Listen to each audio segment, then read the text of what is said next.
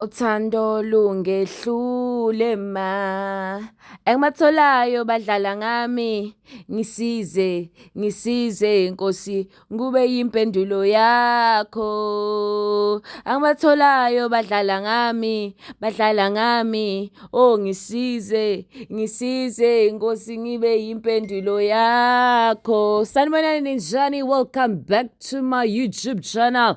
Today the spirit is high but the hearts are down. So these two girls, did I just say two girls? These two young couple, yabona bafethu umjolo.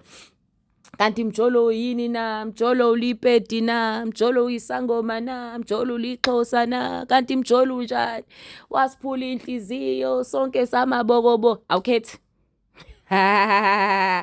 This is my channel, your channel. Please make sure you subscribe, and please make sure you comment, and please make sure you engage. It's free. Nganza kwethu kumahhala ngiyana siphana nabantu bale South African hlezi nikhala umnotho ubhekele umnotho uyakhuphuka. Hayi ahlangane nalokho umnotho awukhuphuki ke manje umkhuphuko. Lalelani khona le couple lengane lezi ezincane lezi ecola lezi Romeo and Juliet.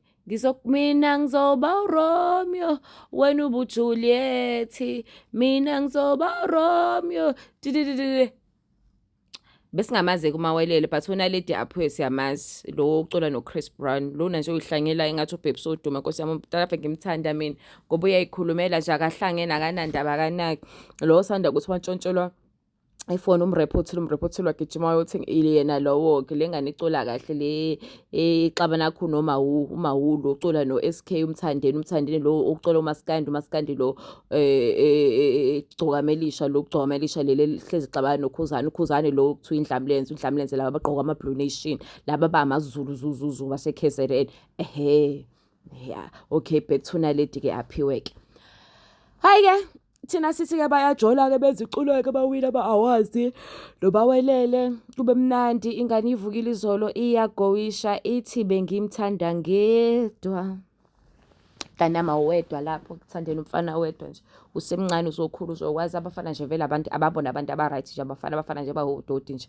bafana nje izinto nje yabona nje nami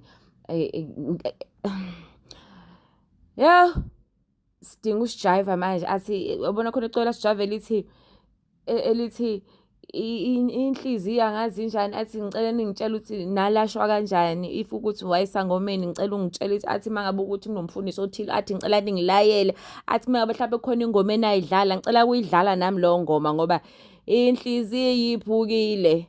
Naledi ke Aphiwe iphukile ke broke up with the boy, so ama-fans are unfollowing uMawelele because they say they only knew of Mawelele because of Naledi. I didn't know Mawelele, but to be honest with you, he's a great artist, but I was not aware of him being amazed. But because we collaborated no Naledi sesiyamazi, he even won awards. He never won an award. So when I felt being used, uthi nje mina ade ngilokho nge all over umfana uthi nje umfana ubengekho emotionally attached, not just any attached, ubengekho physically and visually attached uthi nje uyabona nje uthi nje umfana ubengekho uthi nje bekithanda ngedwa enje uyabona phakathi kunaleti lokho kuyikatshanyana emva kwakhe kuba Mawelele kuthuna nentombi yakhe eyamitha kade kodwa lokho kushiwo ke even kuthiwa bedlala ke mhlawumbe kwaqala sakudlala kodwa ke wagcina ingane catch my feelings. You know how women are, we catch feelings. I mean, you can't play with my vagina and say we are playing or we are just sing along, whatever the case it is. So that's what happened. So